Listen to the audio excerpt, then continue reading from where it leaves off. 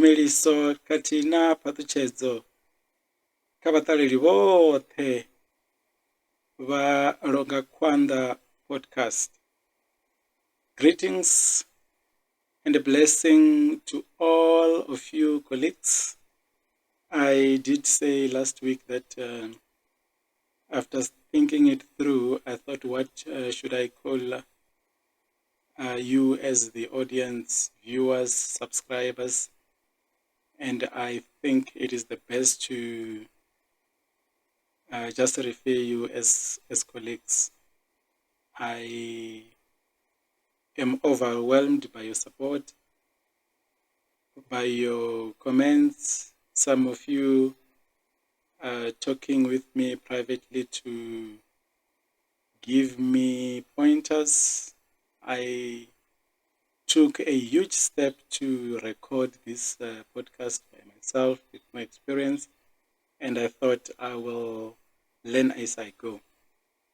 And one comment that I received from last week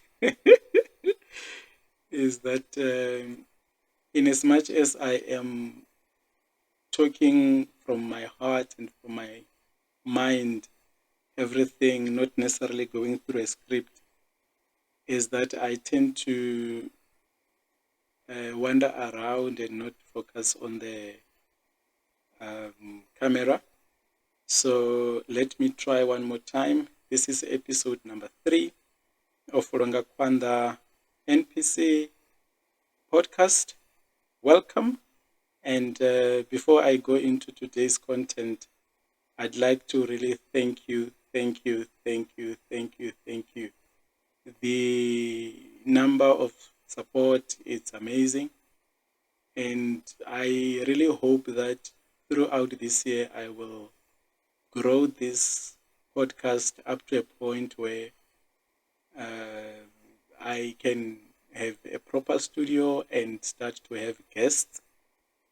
And those guests, I will definitely be talking to them just through their academic journey. I think each and everyone who has made it academically, be it undergrad or postgrad, all the way to PhD for some, or for most people, it is a journey. It is not easy, and we need to pick each other up.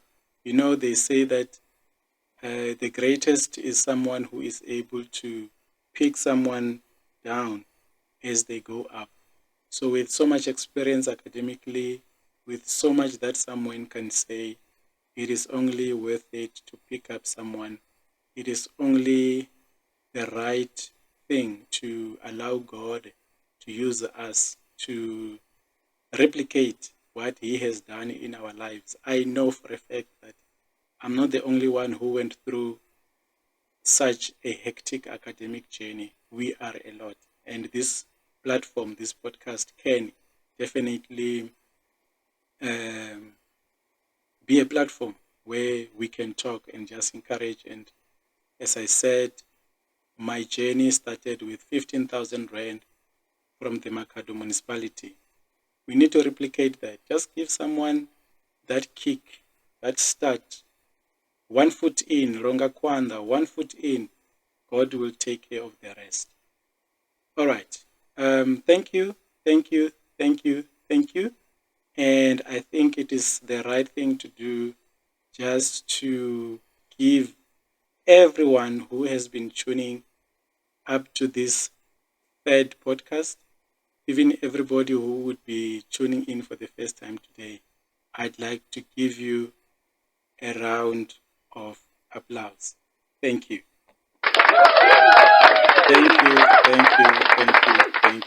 Thank you. One more time. Thank you so much. Okay, so today I hope it will be a bit shorter than what I had last week. I'm just going to quickly go through my academic journey.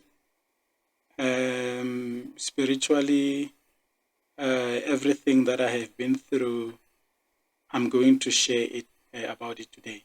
Last week, I just went through my academic journey altogether. Today, I'm focusing on my spiritual journey.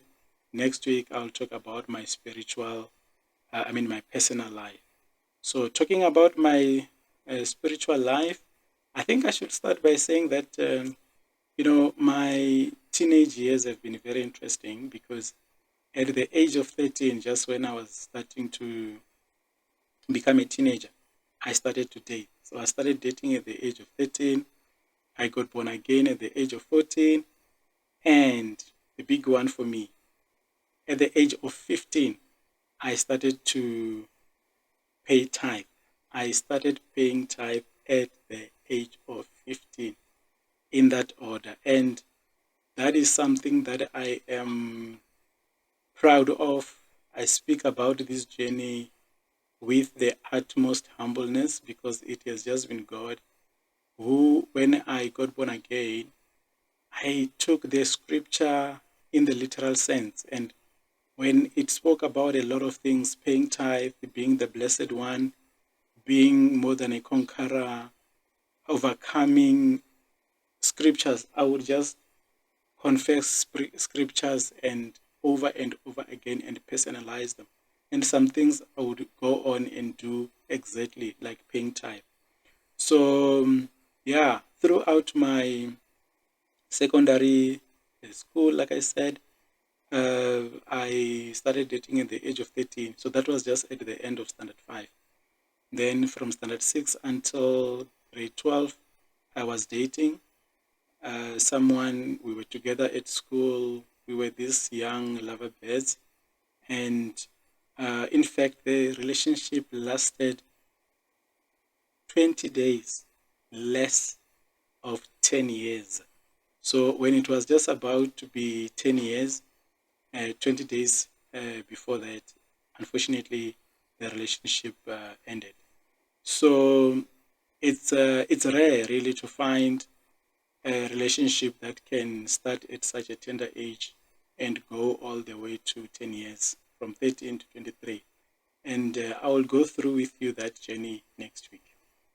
Regarding my spiritual journey, I took my salvation very seriously, like I said, and I started paying tithe at a very tender age, from just 2 rands, bondo, and all the way until today as a 40-year-old adult, I pay my tithe without fail. Yes, in between some time I used to not make it, but until I got a secret on how I can pay my tithe without fail, and from gross for that matter.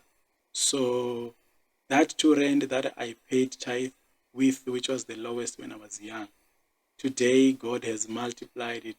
I don't know how many times, but it has just been amazing how God allowed me and gave me wisdom as a young kid to just stick by His word.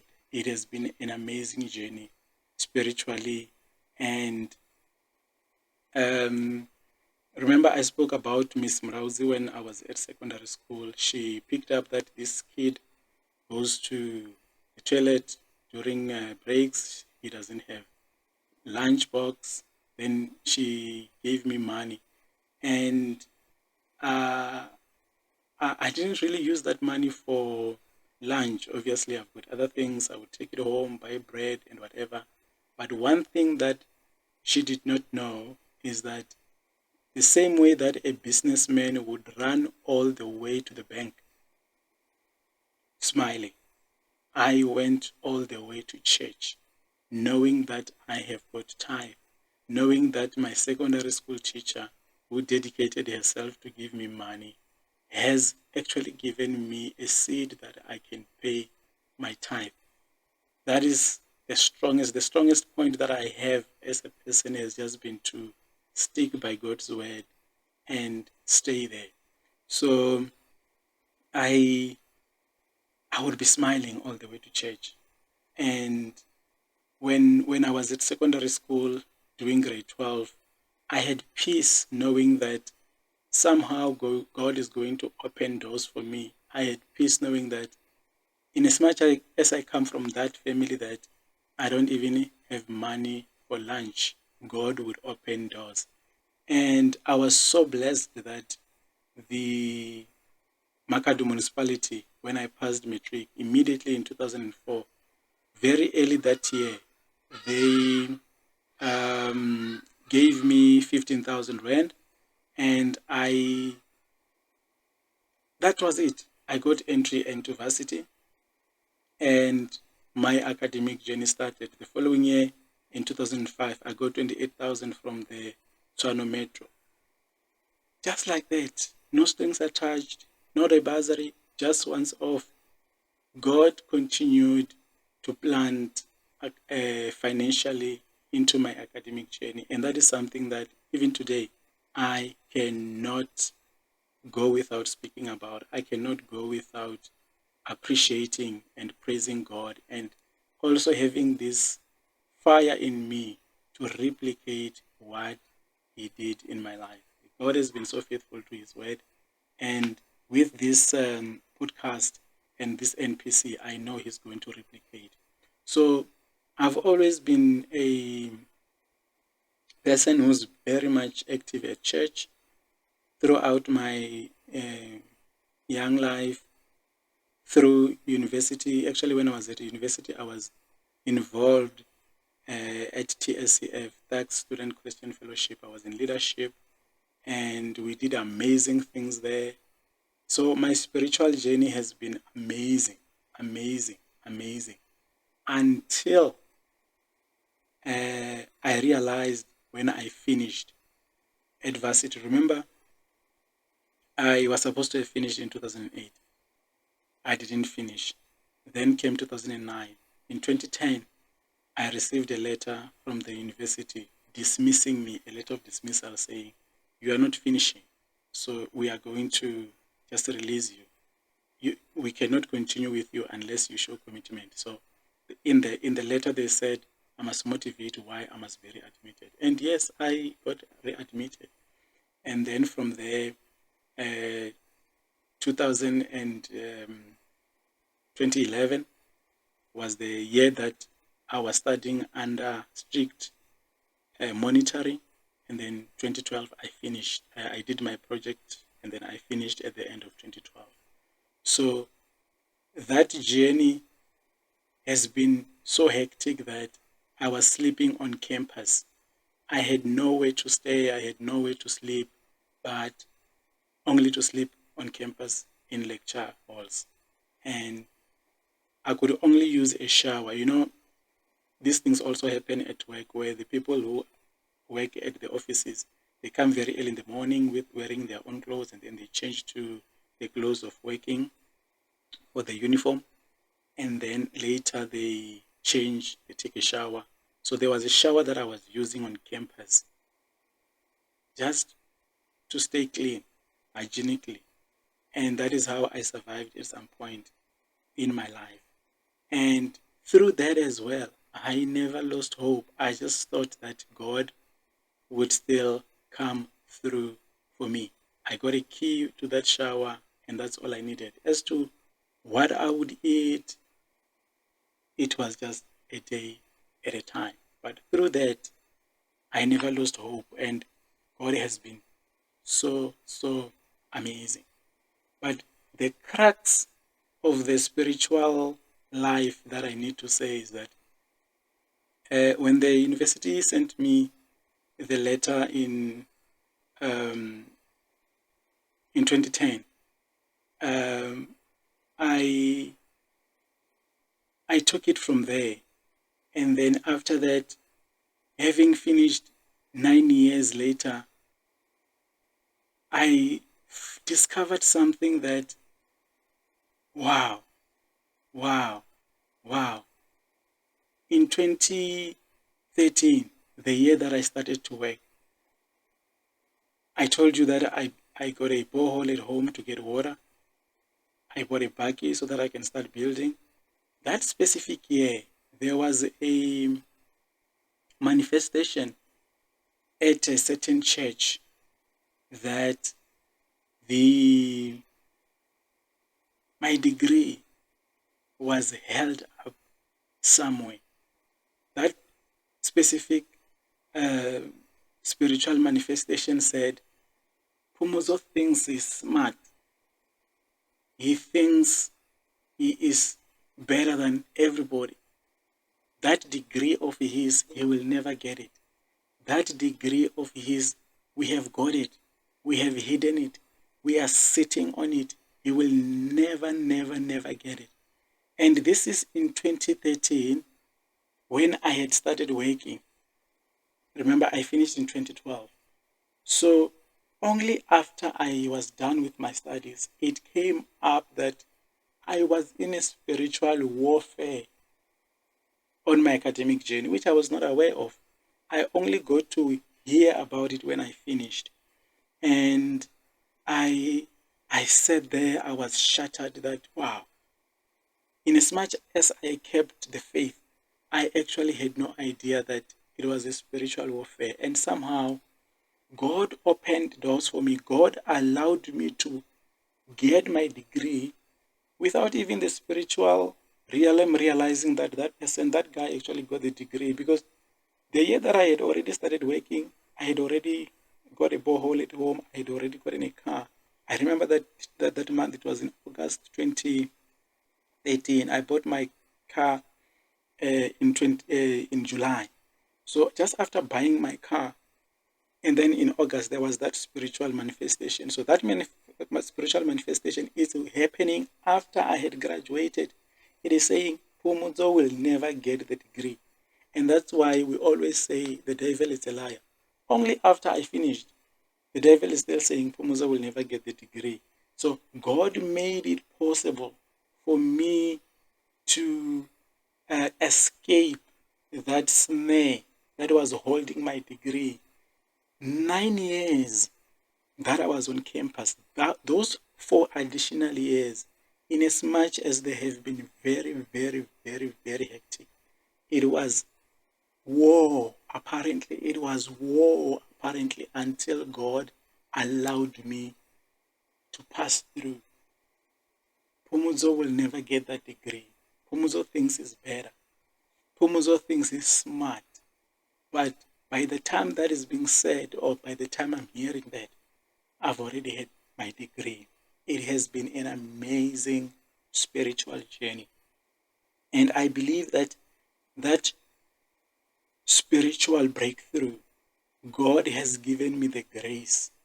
Someone who is going through something, someone who would not even be able to make it through, God has given me the grace. And I am saying through this podcast, I have seen it all.